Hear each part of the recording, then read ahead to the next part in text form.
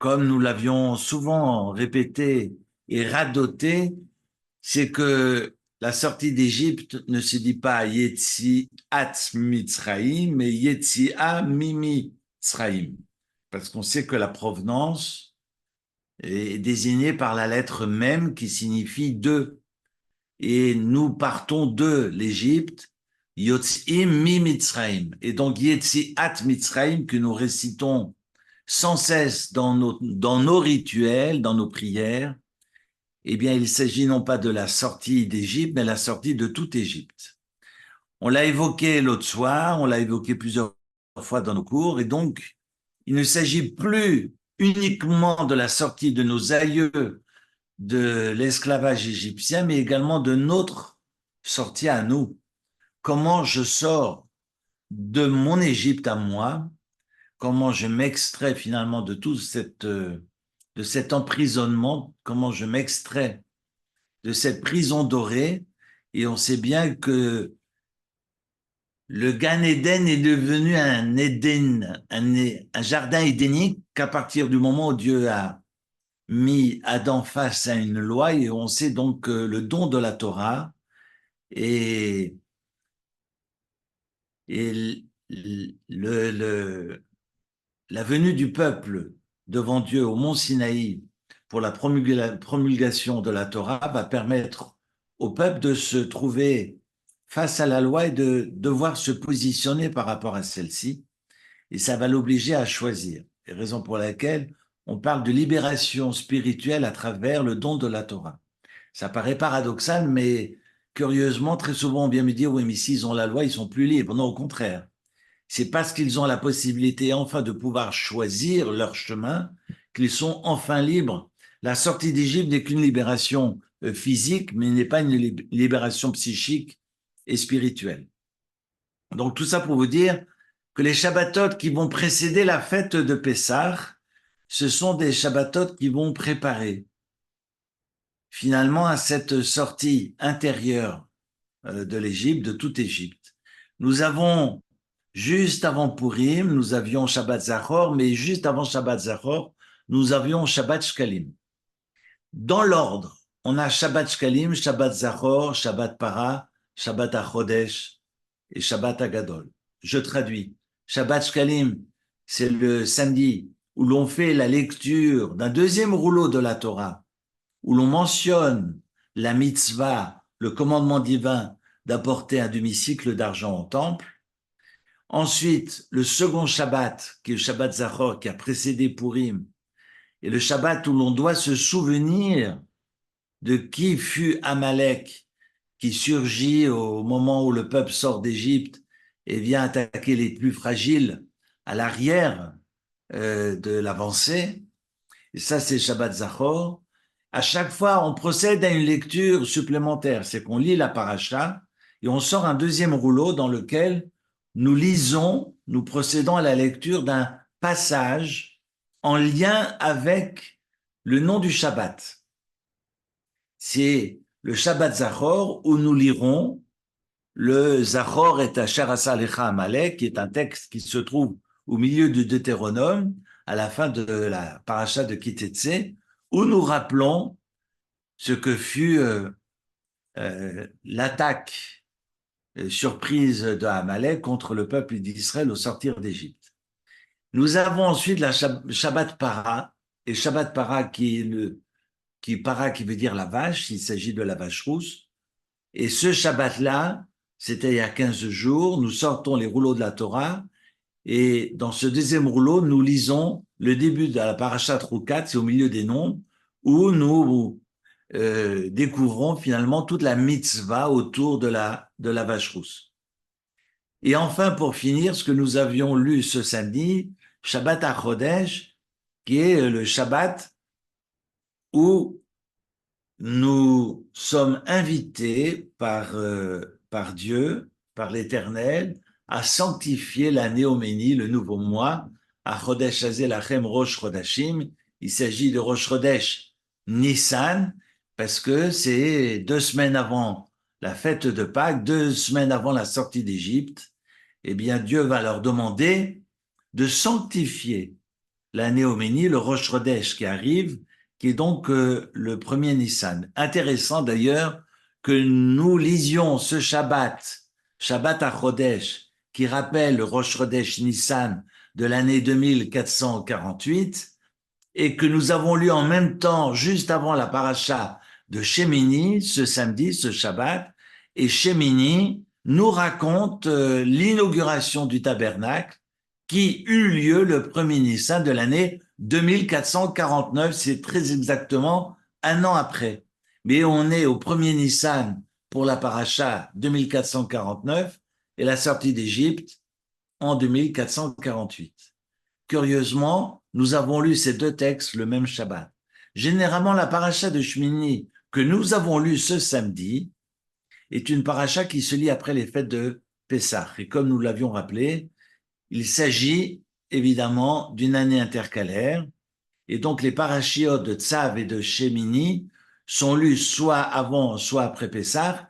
Et là, évidemment, Pessah arrive bien après parce que nous avons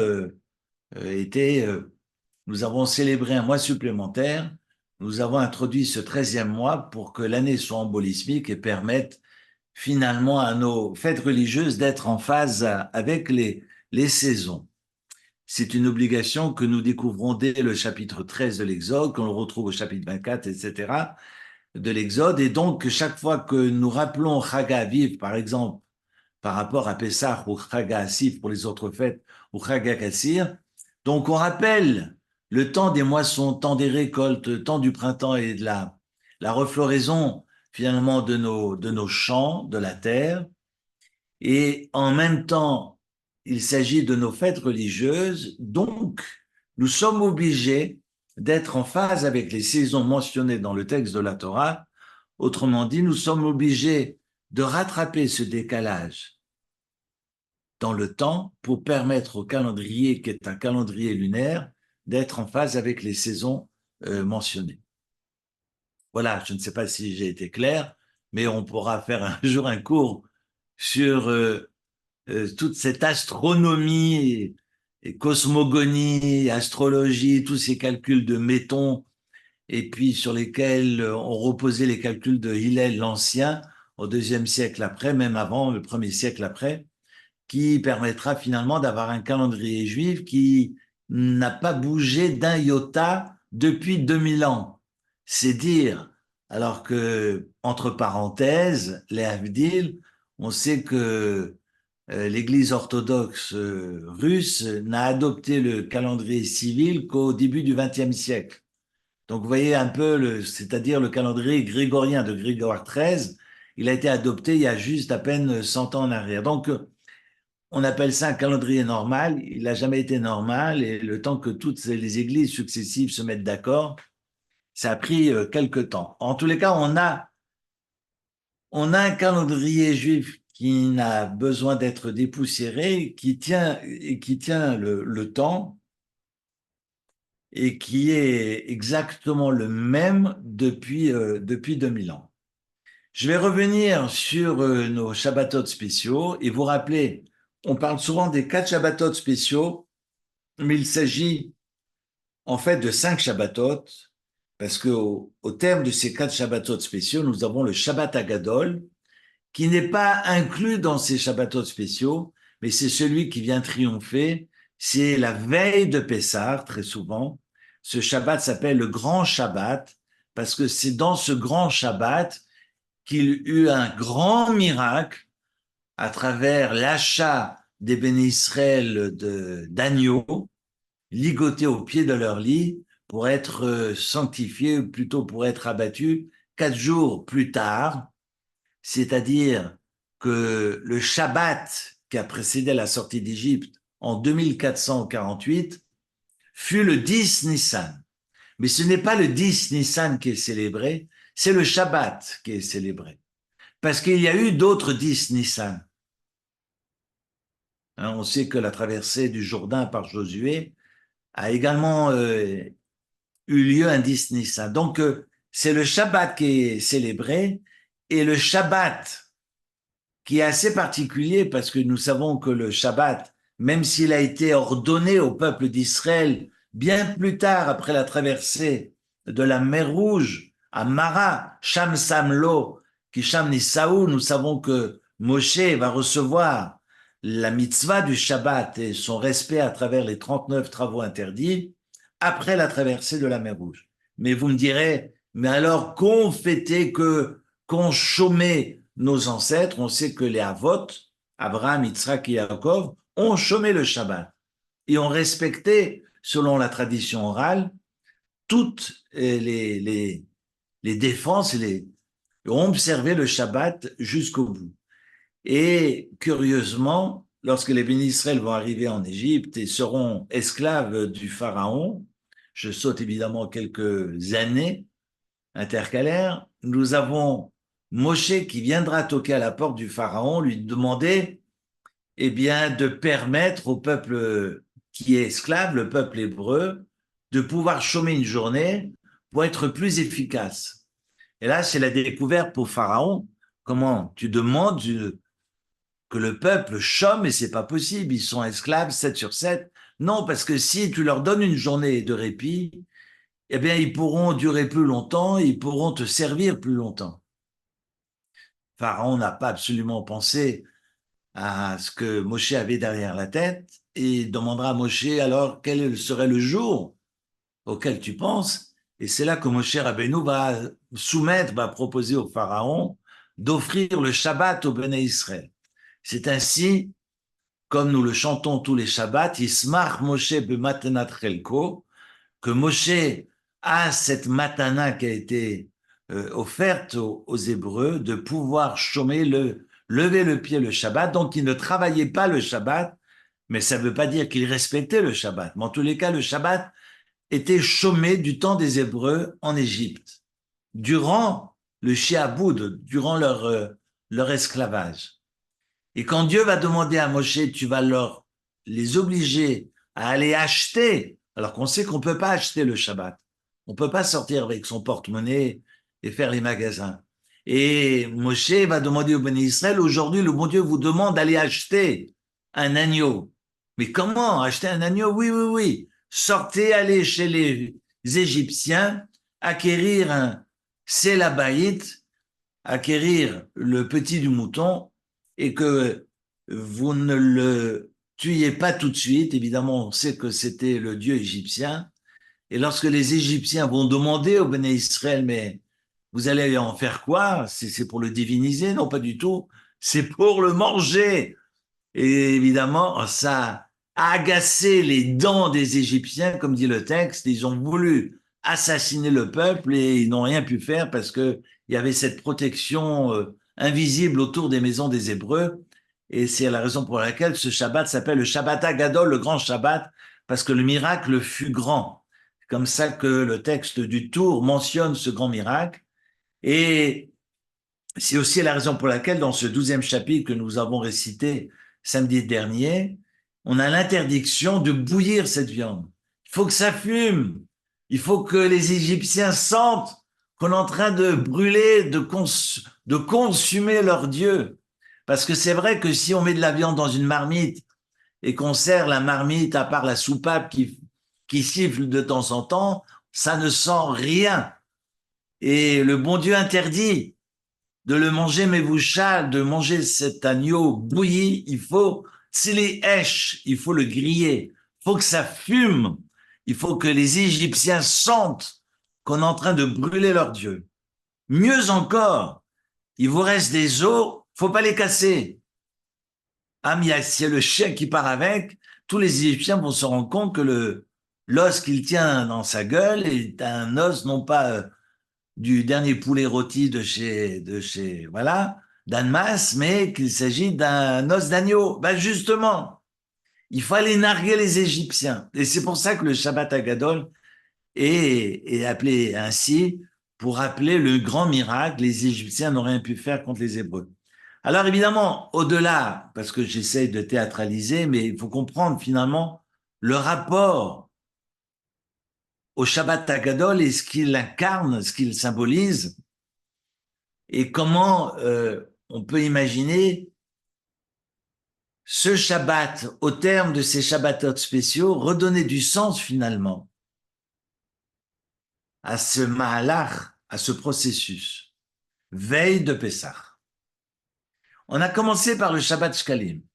Évidemment, on connaît le sens de tous ces Shabbatot. On sait que le shekel, il a été nécessaire après la faute du veau d'or. On sait que le peuple va être condamné, il va y avoir des morts. Dieu va demander que nous recomptions le peuple, mais vu que l'être humain n'est pas numérable, alors il ne peut pas être compté. Il ne peut pas être un numéro. Il y a 80 ans que nous avions des numéros sur les bras, mais nous ne sommes pas des numéros et on ne compte pas l'homme, les femmes qui nous entourent. On doit leur demander par le biais, par le truchement d'une pièce, de déposer cette pièce dans une urne et nous comptions ces pièces pour connaître le nombre, pour connaître les effectifs. Et curieusement, le texte, au début de Kitissa, demandera non pas de mettre une pièce entière, mais de mettre une demi-pièce.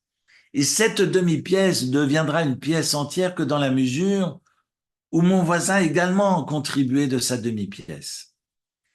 Cela signifie deux choses. D'abord, la singularité de la personne, et on sait que lorsque nous comptions les hommes et les femmes, eh bien, il fallait voir le visage de l'autre. Kitissa et Rosh Bene Israël, Nassau, il faut lever la tête. Comme la chanson Lève la tête, il faut voir la tête de l'autre pour pouvoir le compter. Ce n'est plus comme on dit aujourd'hui dans les EMS, une prise en charge, mais une prise en compte. Il faut prendre en compte le visage de l'autre, dévisager le visage de la personne qui est en face de moi pour prendre en compte la personne. Mais il n'empêche, nous dit le texte, je suis singulier, mais je ne peux pas vivre isolé du monde. Je dois conjuguer avec la personne qui est en face de moi, raison pour laquelle je contribue non pas d'une pièce entière, mais d'une demi-pièce. Et celle-ci ne deviendra entière que si l'autre a également participé de son dû, de sa demi-pièce. Le Shabbat Shkalim, autrement dit, met l'accent sur le rapport à autrui.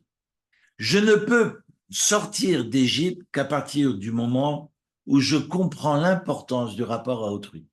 Non pas le rapport à soi, mais d'abord et avant tout, la priorité, c'est le rapport à l'autre. Je poursuis avec le Shabbat Zachor.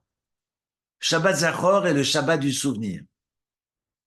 Rappelez-vous, ce texte que nous avons récité veille de Purim, parce que c'était en lien avec Aman. Zachor, c'est par rapport à Amalek, l'ancêtre de Agag, qui est donc l'ancêtre de Haman à Agagi.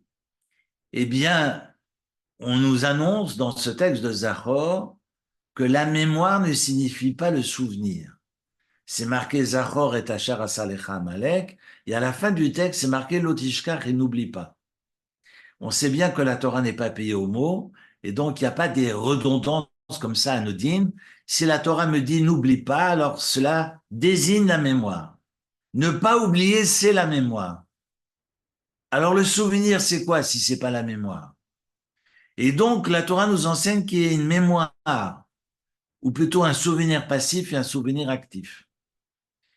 Le souvenir actif, il est clair, parce que le zachor, qui est le souvenir, vient du vocable zachar, qui est le mâle avec un accent circonflexe, et qui rappelle celui qui ensemence, qui permet de féconder.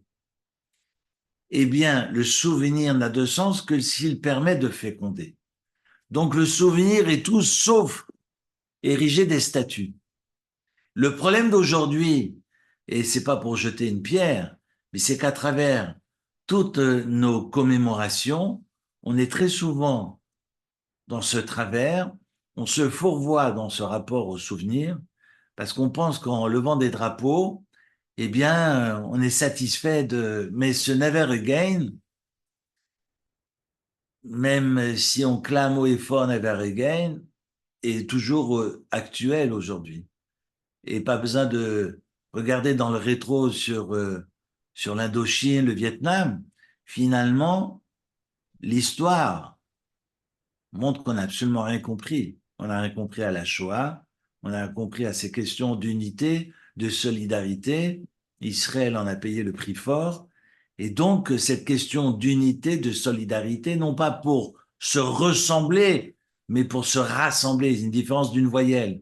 Comment nous vivons ensemble en nous respectant dans nos différences? La différence, ce n'est pas un pis-aller, c'est toute la richesse de l'humanité.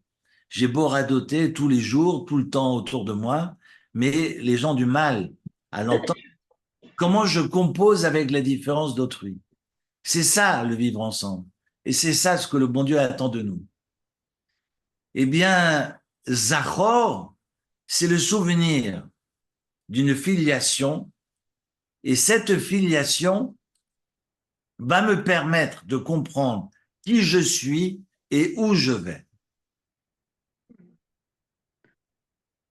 Et donc, la mémoire n'a de sens dans ce cadre-là que si ça permet de faire sens et de construire un monde qui ne soit pas dans une répétition bête et méchante, voire funeste comme nous le vivons actuellement. Ça, c'est fondamental. Donc, pour sortir d'Égypte, je dois d'abord comprendre qui est l'autre. Je dois aussi comprendre d'où je viens. Et ensuite, Shabbat para. Shabbat para, c'est la vache rousse. On est dans une loi totalement irrationnelle, je vous l'accorde. Mais rappelez-vous ce que nous annonce le texte au début de Chouka, dans les Nombres. La Torah nous demande,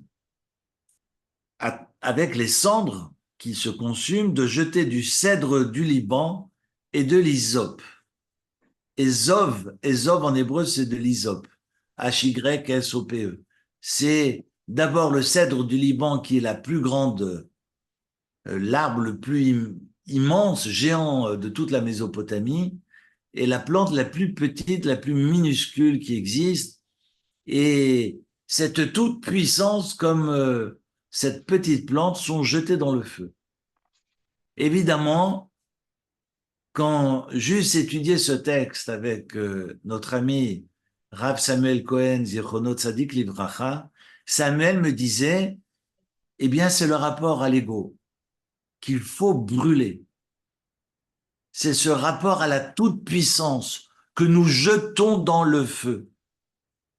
C'est une découverte finalement, parce que pour sortir d'Égypte, il ne faut pas seulement penser au rapport à autrui, pas seulement penser à sa filiation, à son histoire avec un H majuscule, mais également se regarder dans la glace.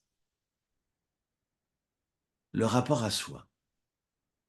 Est-ce que je suis comme une grenouille qui enfle ou est-ce que je suis capable de recouvrer, de retourner à ma place de créature et de cesser de me prendre pour le créateur?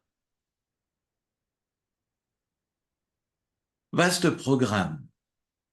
Parce qu'aujourd'hui, nous allons la semaine prochaine lire Tazria et ensuite Metzora. On sait que la lèpre n'est pas une maladie, d'ailleurs, c'est pas forcément la lèpre, mais on la traduit généralement par la lèpre qui ne survient pas c'est pas organique, c'est pas une maladie organique, mais elle survient comme nous l'enseigne le traité talmudique dans Arachin, lorsqu'on médit, lorsqu'on dit du mal de quelqu'un, vrai ou faux, peu importe, et quand on est dans l'orgueil. Eh bien, cette lèpre apparaît et ça oblige effectivement, quand on est Motsira ou Tsaraat, comme disent souvent les commentateurs, Tsaraat, Tsaraïn, c'est l'œil petit. Forcément, lorsque je vois l'autre devant moi tout petit, eh bien c'est que j'ai mon ego qui déborde, qui dégouline. C'est que je me vois tout grand. Eh bien, cet orgueil m'amène la maladie justement pour m'obliger à réfléchir. Et curieusement, le bon Dieu envoie un cadeau du ciel, mais nous lirons ça la semaine prochaine, parce que Dieu va attaquer la maison, ensuite les vêtements et après la personne. Dieu va avertir. Il y a des étapes. dans la maladie pour obliger finalement l'homme à penser à son rapport à soi. Il va dans cette maison qui est atteinte, il va devoir sortir ses objets. C'est intéressant d'ailleurs. Je suis déjà en train d'anticiper sur le commentaire de lundi prochain, mais sortir ses affaires et les mettre au vu de tous, que toute la société puisse les voir, eh bien, c'est paradoxal. Lui qui a voulu justement jeter en pâture et casser cette discrétion autour d'une personne vis-à-vis de la société, eh bien, il est condamné à en faire autant et à sortir ses affaires et les montrer à la société. Tu vois, ton intimité, eh ben, tout le monde va la connaître. Voilà comment on aura l'occasion d'y revenir la semaine prochaine, mais voilà comment on travaille sur soi. Et quand on ne comprend pas finalement ce qui nous traverse et comment on se fourvoie, eh bien, Dieu se rappelle et nous envoie quelques avertissements. Ça, c'est Shabbat Para. Et donc, je résume le rapport aux autres, le rapport à la mémoire, à l'histoire et le rapport à soi. On en vient au Shabbat à Chodesh. Le Shabbat à Chodesh, c'est le texte que nous avons lu ce samedi, qui est le 12e chapitre de l'Exode et qui est la première loi qui a été donnée au peuple en tant que peuple. Vous savez, dans l'ordre d'apparition des 613 commandements, on sait que les 3 premières qui figurent dans le premier livre de la Torah, dans Bereshit, c'est le fait d'avoir des enfants et ensuite la circoncision et l'interdiction de consommer le nerf sciatique. Ce sont ces 3 lois qui sont mentionnées clairement dans le texte de la Torah, dans le premier livre de la Torah, du Pentateuque. Dans le livre de Shemot, la première loi, qui est donc la 4e dans l'ordre d'apparition, la première loi qui est donnée non pas sur le plan individuel, mais sur le plan collectif à l'ensemble du peuple, en tant que peuple, c'est de sanctifier le temps. Kiddush Azman, sanctifier le temps. Voyez que ce 4e Shabbat, ce n'est plus le rapport aux autres, le rapport à l'histoire et le rapport à soi, mais c'est mon rapport au temps, ce temps qui passe. Ou plutôt, c'est pas le temps qui passe, le temps ne bouge pas, c'est nous qui passons. Et quand on prend conscience que nous passons, eh bien, on essaie de redonner du sens à ce rapport au temps. Le Gaon de Vilna nous enseigne que la première création de Dieu n'est pas le ciel et la terre.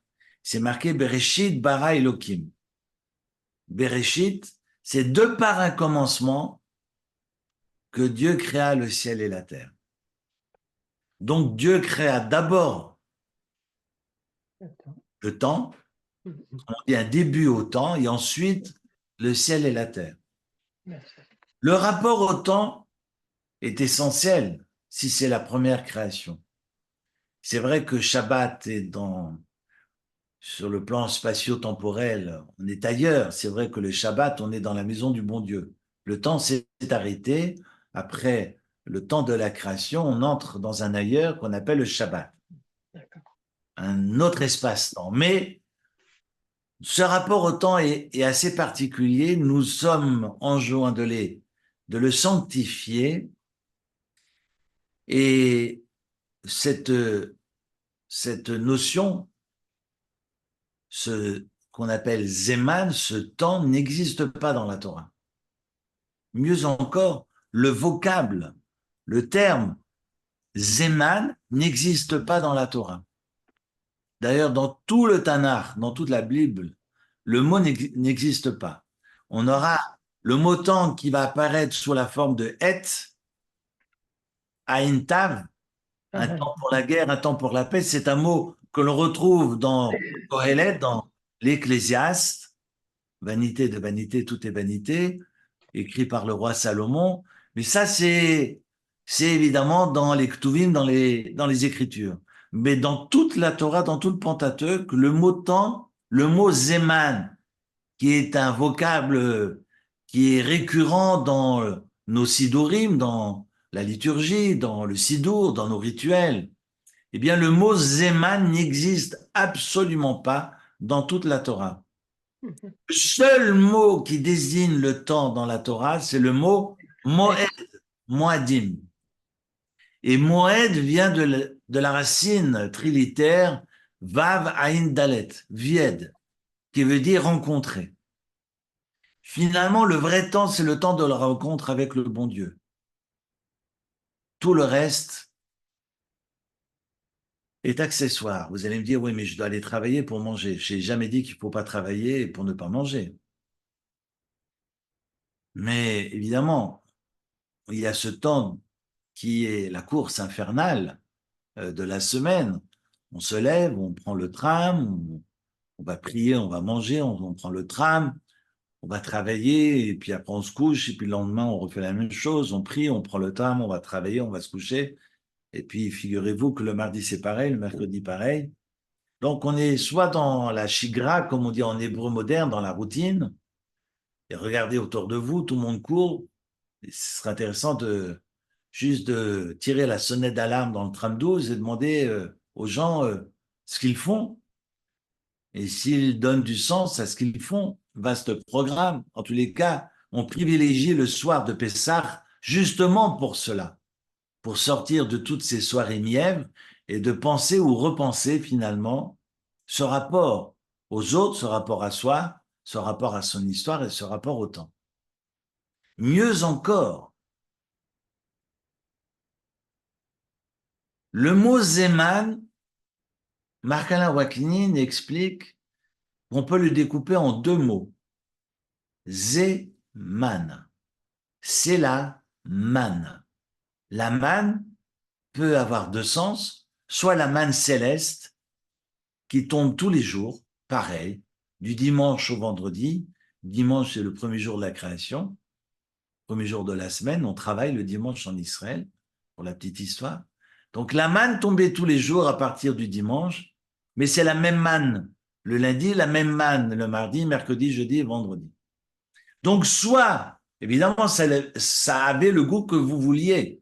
Si vous pensez au steak frites, ça avait le goût du steak frites. Il n'empêche que c'est la même chose, c'est la même cellulose qui tombe du ciel, si j'ose dire, ça ressemblait à de la ouate plus qu'à autre chose. Ketsapichit Bidvash nous raconte le texte de la Torah. Et donc, soit le temps, c'est un temps du même, comme on dit en philosophie, c'est-à-dire la même chose qui tombe tous les jours de la semaine. On est dans la routine. Ou bien, on sort de la routine rébarbative et on est dans Eman. Eman veut dire qui, quoi. On est dans la question, comme dirait Waknin, la quabilité.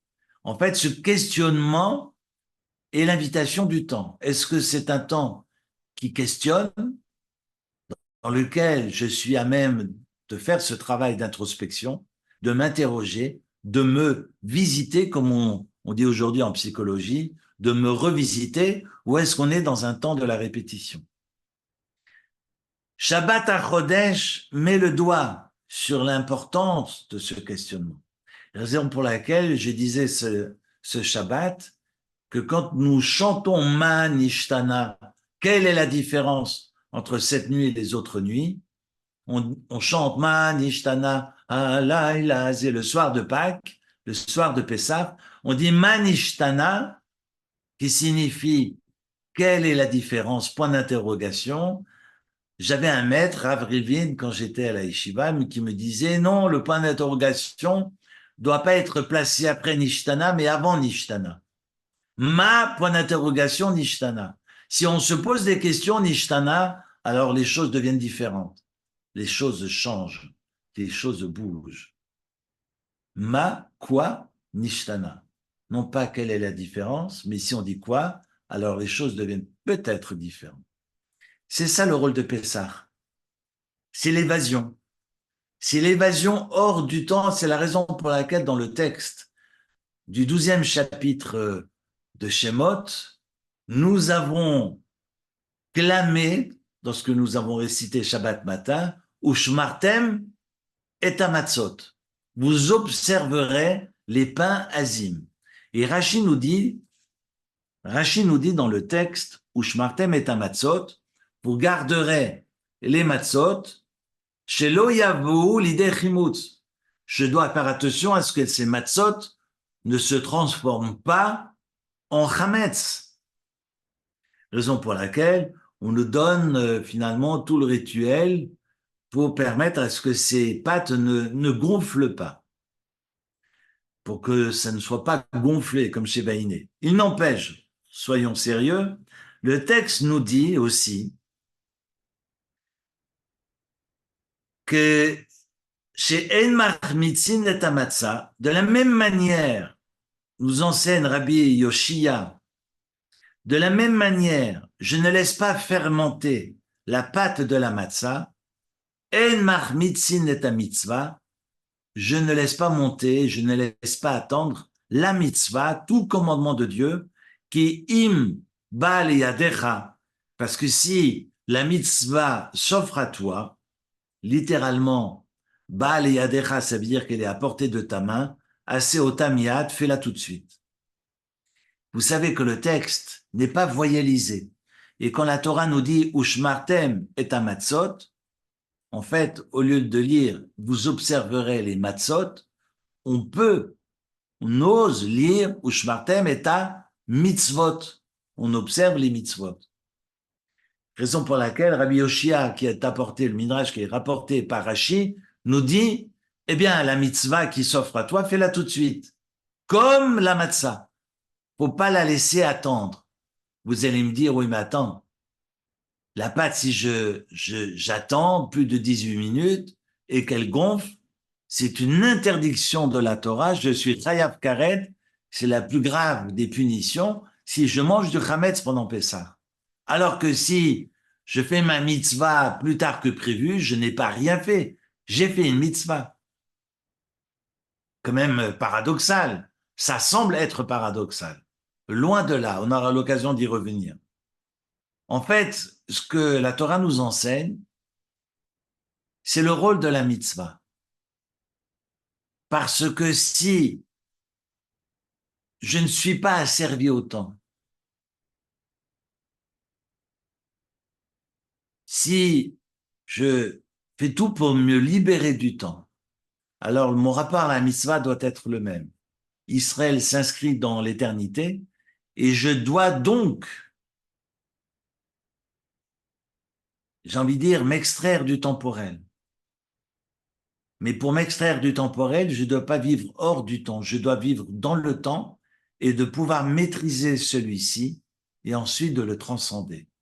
La raison pour laquelle le Maharal de Prague dira à ce sujet que la mitzvah, c'est de refuser d'être assujetti à l'emprise du temps.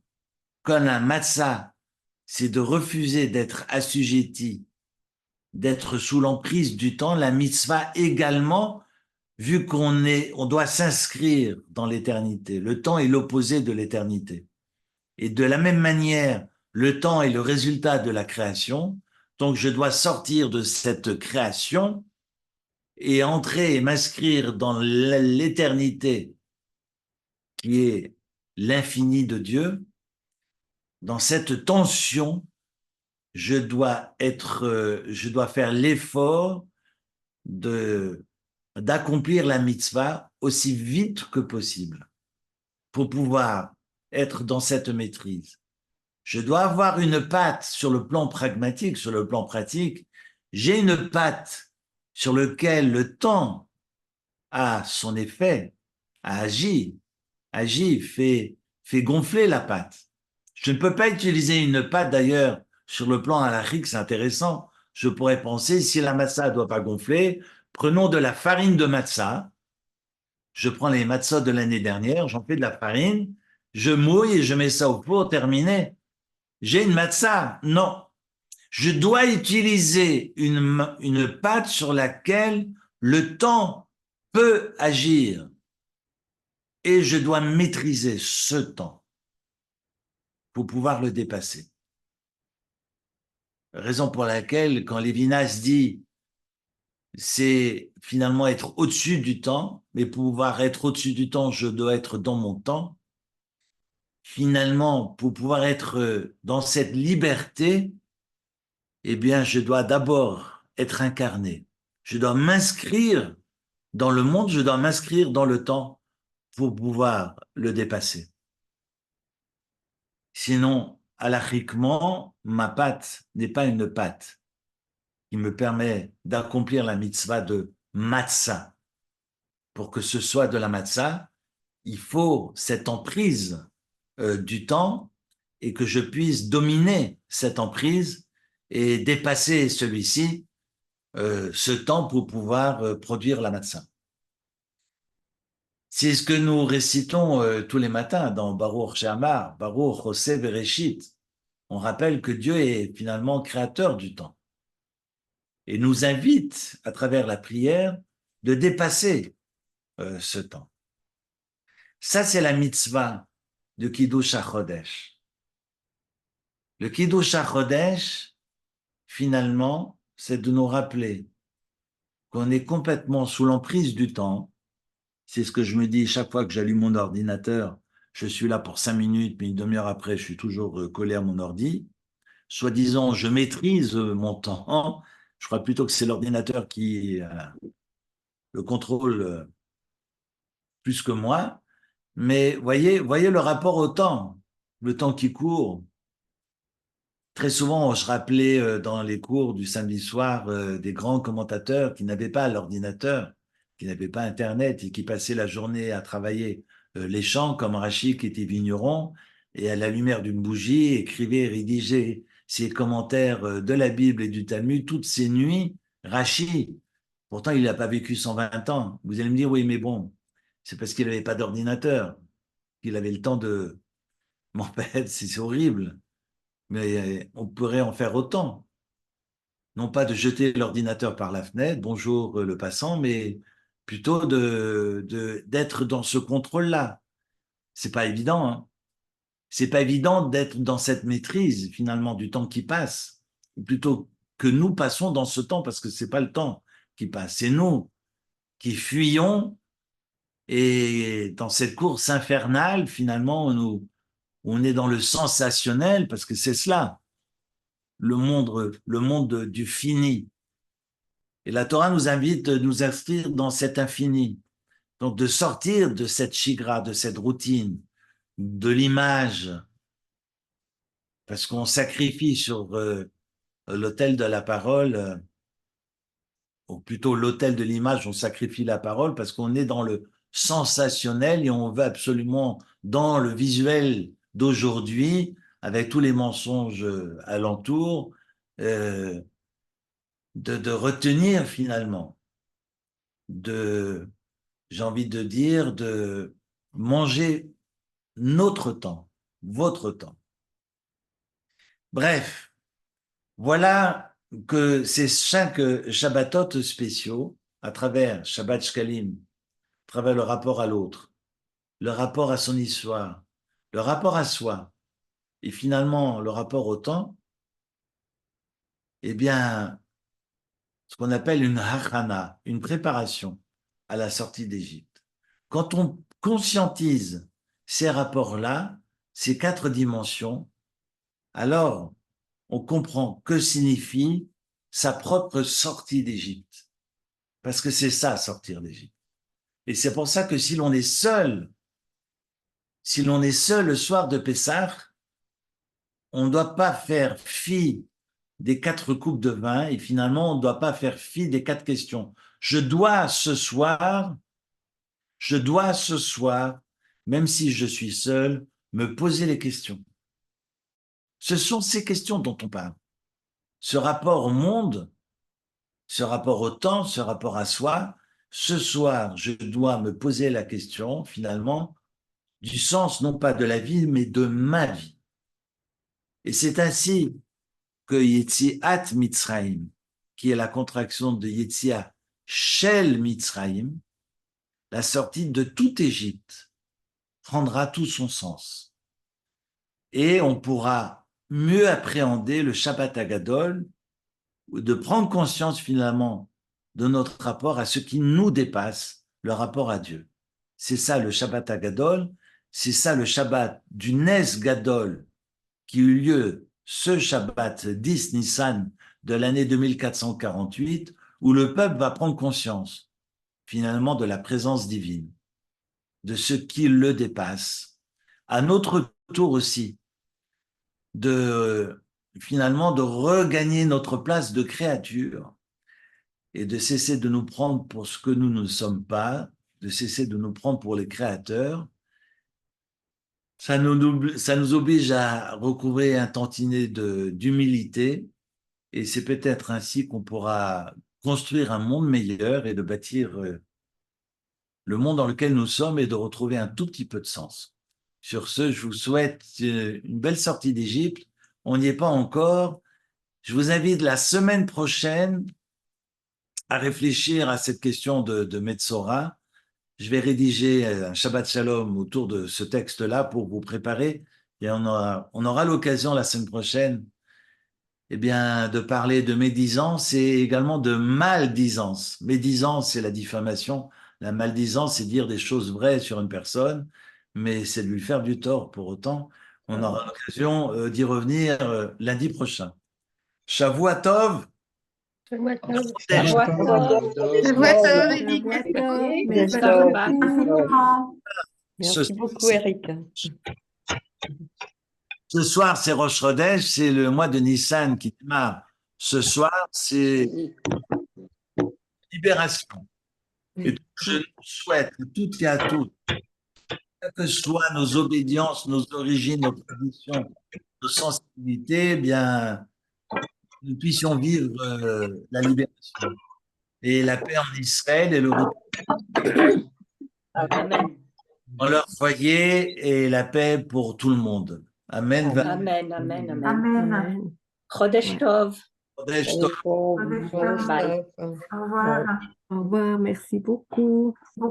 Merci. Qu'est-ce qui va? Bye bye, Eric.